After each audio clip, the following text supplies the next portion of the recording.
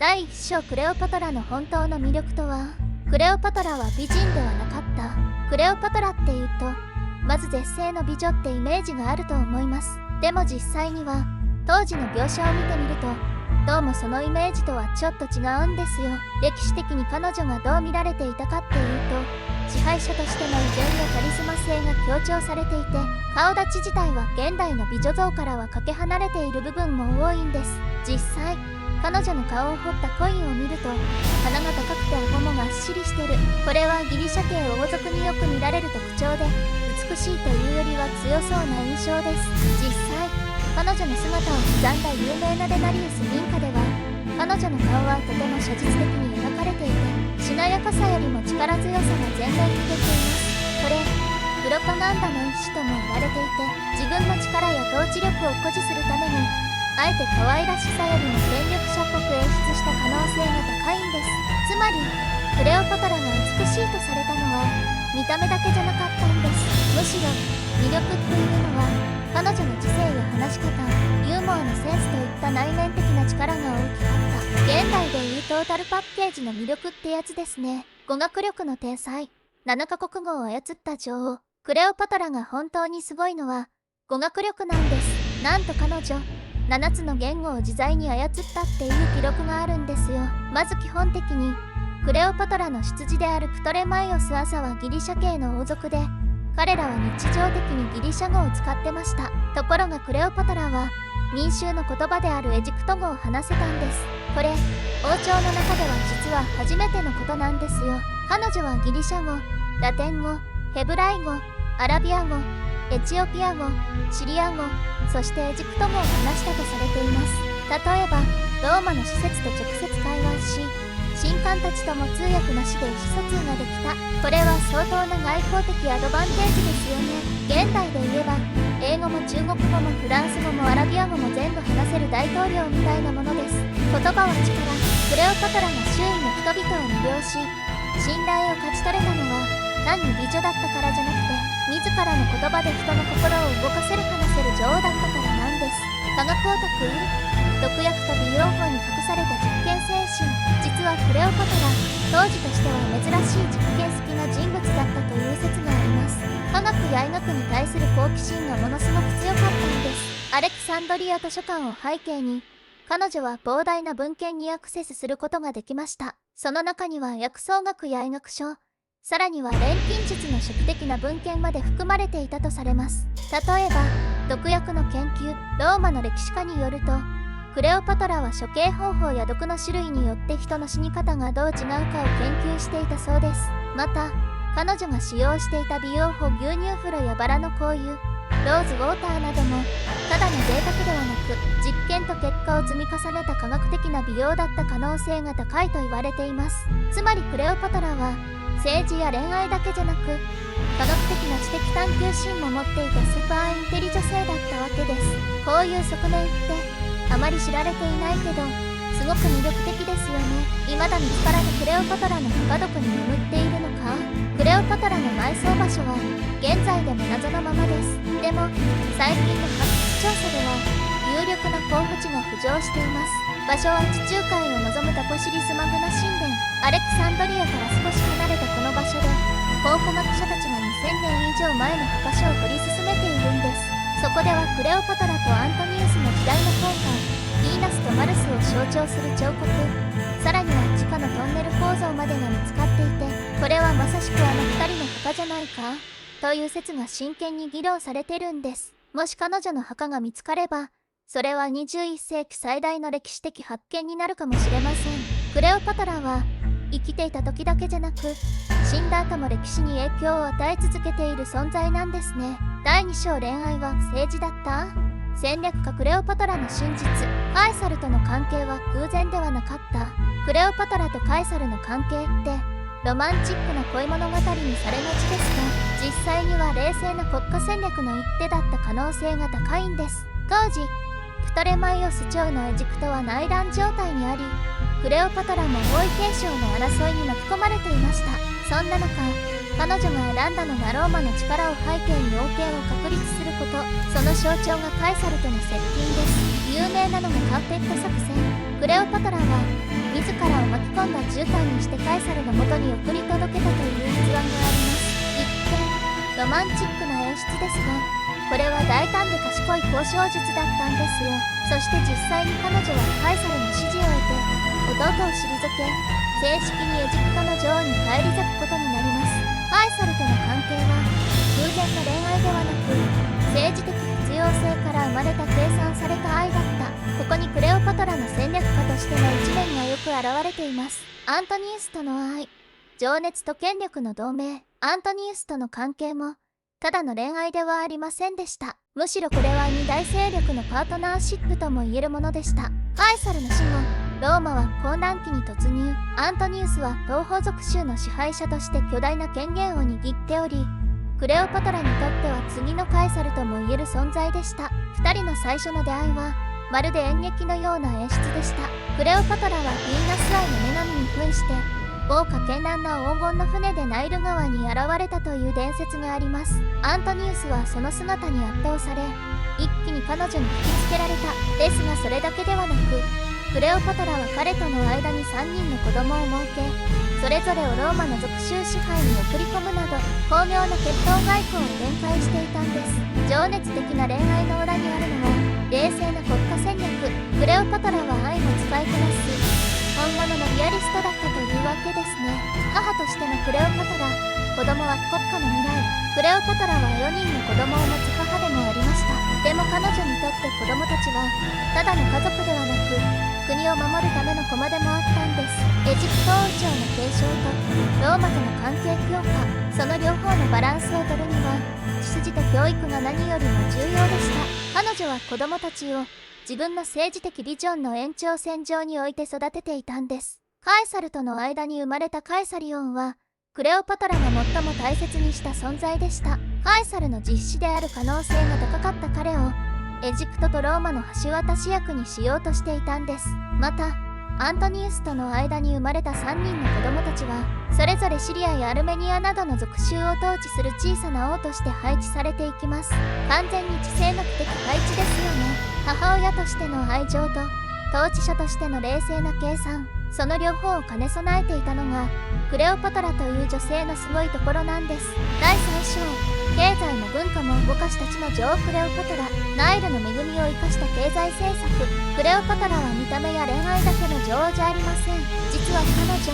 しっかりと国の経済を支えた優れた統治者でもあったんです。エジプトの経済の要はナイル川、そしてその流域の肥沃な土地で育てられた穀物が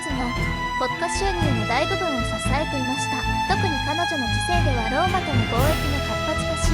エジプトは地中海の国葬としての地位を築いていきました。例えばクレオパトラはローマの政治家たち、特にカエサルでアントニウスとのパートナーシップを生かしてエジプト産の穀物やパピルス、香料を大量に輸出。その代わりにローマからは銀や鉄、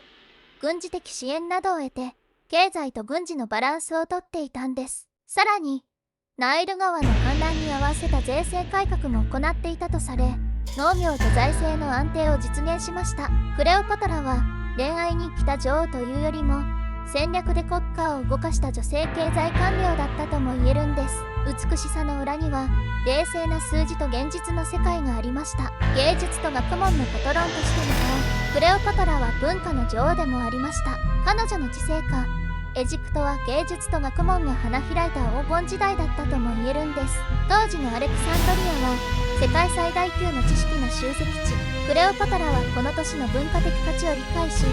積極的に学者や芸術家を支援していました。例えば彼女はアレクサンドリア図書館の管理にも関与し、貴重な文書の保存や翻訳事業を推進したと言われています。また自ら哲学や文学にも精通しており、詩を書いたという記録もあるんです。さらには音楽や演劇の支援者としても知られ、祝祭の際にはギリシャ式演劇や詩の朗読が行われていました。文化を育て知識を守ったクレオパトラ、単なる支配者ではなく芸術と学問に投資する知的リーダーだったことが彼女の凄みです。ブランディングの天才だった。実はクレオパトラ、今でいうセルフブランディングの達人でもあったんです。自分自身を神格化し、イメージ戦略で民衆の心を掴んでいたんですよ。彼女は自らをエジプト神話のオシス神の化身として振る舞い、民衆に神に近い存在としての印象を与えていました。これは宗教的な信仰心と政治的権威を結びつける非常に巧妙なイメージ戦略です。アントニウスとの関係では、自らをヴィーナス、彼をマルス軍神になぞらえることで、2人の関係を神話的な愛と戦いの象徴として演出していました。現代で言えば、まさにストーリーブランディングにおける人々の記憶に残る存在として、意図的にイメージを構築していたわけです。クレオパトラの最大の武器は、自分自身だった。国家経営者としてだけでなく、自己演出によって民心をつかんだプロデューサー型の女王だったと言えます。第4章、知られざる私生活。美と健康を追求したクレオパトラの日常。美容と健康のこだわりは科学的だった。クレオパトラの美容の根拠、今でいうヨガにかける科学的アプローチだったんです。実は彼女、当時としてはかなり精神的な美と健康の意識を持っていました。彼女はただの贅沢好きではなく、植物や鉱物の効果を把握して、それを美容や健康に応用していたんです。しかも、ただ使うだけでなく、自分自身で試して継承するタイプ、まるで古代の美容研究者のような存在でした。有名なのは牛乳と蜂蜜の入浴法。クレオパトラはヤギの乳を使ったミルクバスに毎日使っていたとされます。これは現代でも保湿効果が高いとされている方法なんですよ。また、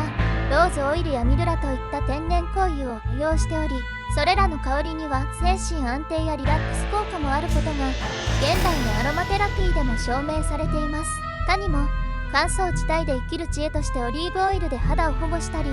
ニンニクを抗菌剤として用いた記録もあります。クレオパトラは見た目の美しさだけじゃなく、健康的な美を追求していた人だったんです。まさに古代エジプトのウェルネス女王って感じですね。美の秘訣は食にあり、贅沢だけじゃない食生活。クレオパトラの食生活は一見ゴージャスでも、その中に健康への配慮や糖バランスへの意識がしっかりと見て取れるんです。女王として様々なごちそうに囲まれていた彼女ですが、ただの贅沢ではなく、自分の体と精神を保つための選び方にこだわっていたことが分かっています。彼女が好んでいたのは、イチジクやナツメヤシ、ザクロ、オリーブ、魚介類など地中海沿岸の地中海式食生活に近いもの。特にザクロは女性ホルモンの調整に関与する成分が含まれていて、現代でもアンチエイジング食材として注目されています。また、ローマから取り寄せた高級ワインや砂漠地帯でしか取れない貴重な香辛料なども楽しんでいたようですが、それも心身を満たすための演出だったとも言われています。クレオパトラの食事は、体を整える知識と女王としてのステータス表現が融合したものだったんですね。見せる美と内側からの美、両方を大切にしていたんです。意外すぎる趣味、毒薬、哲学、試作まで。クレオパトラの趣味、ちょっと意外かもしれませんが、毒薬の実験哲学の灯籠師の執筆なんてこともしてたんです。まるで知的な夜の過ごし方ですよね。彼女の時代、アレクサンドリアは知の中心地、その環境を最大限に生かして、彼女は単なる政治的活動だけでなく、個人的な知的探求にも熱中していたようなんです。ローマの記録によると、クレオパトラは死に至る毒の種類を研究していたとされます。これは処刑方法や自死の方法を冷静に選ぶためでもありましたが、ある意味人体と薬理への知的関心の表れでもあります。さらに、彼女はプラトン哲学に強く影響されていたと言われており、宮廷では哲学者との夜会を定期的に開いていたとも。また、彼女が詩を読んだ記録も残っていて、王としてだけでなく、表現者としての顔も持っていたことが伺えます。まさに文武両道、美と知の融合。クレオパトラの私生活は単なる豪華さではなく知的な喜びに満ちていたんです。第5章、時代を超えて生き続ける女王、クレオパトラの遺産。ローマによるプロパガンダの犠牲者。私たちが知っているクレオパトラ像って実はかなりローマ目線で作られたイメージかもしれません。つまり史実が意図的に歪められている可能性があるんです。クレオパトラの生きた時代、ローマとエジプトは緊張関係にありました。彼女がカエサルやアントニウスと親密だったことで、ローマでは彼女を危険な外国の女として描く必要があったんですね。例えばローマの歴史家プルタルコスの記述では、クレオパトラは誘惑的な策略家として描かれていますが、その語り口には明らかに偏見があります。さらには彼女を拒絶することで最終的に彼女を倒したアグステス・オクタビアヌスの正当性を強調する狙いもあったとされています。つまり私たちが知る魔性の女クレオパトラ像はある意味歴史の勝者が作ったフィクションかもしれないんです。彼女の本当の姿はもっと知的で戦略的だった可能性が高いんですよ。ルネサンス以降、芸術のミューズに中世以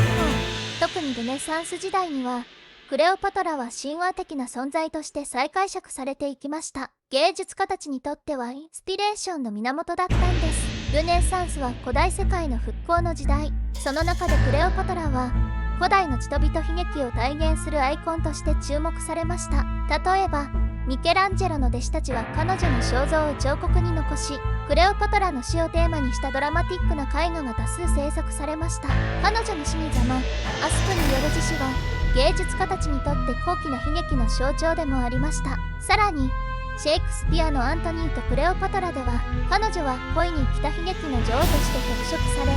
観客の心を強く揺さぶりました。こうしてクレオパトラは実在の人物から象徴的存在へと変貌を遂げました。彼女は語り継がれる女王から芸術のミューズへと昇華されたんです。現代に生きるクレオパトラブランド。驚くべきことにクレオパトラの名は今も現代社会で生き続けています。それは化粧品、映画、文学、ビジネス戦略に至るまであらゆる場面に息づいています。彼女の物語は美と知性愛と政治勝者と敗者という普遍的なテーマに満ちていて、時代を超えて共感を呼び続けているんです。映画ではエリザベス・テイラー主演の1963年のクレオパトラが有名ですよね。制作費は当時の最高額で、まさに伝説級の作品。そして現代の美容業界ではクレオパトラ配合とかエジプト女王の飛躍なんてコピーがついた商品が売られていますよね。さらにはビジネス書の中でも彼女のブランディング力や人心掌握術が引き合いに出されることもあるんです。クレオパトラは歴史に名を残しただけじゃない、現代社会の中で知的で美しく戦略に長けた女性像の象徴として私たちの思考や価値観に深く入り込んでいるんです。どうでしたか？クレオパトラの本当の姿、少しは印象が変わったんじゃないですか？美しさだけでなく知性、戦略、そして真のある強さ、それこそが彼女が何千年も語り継がれる理由なんです。またこんな風に教科書では教えられない歴史をどんどん紹介していきますので、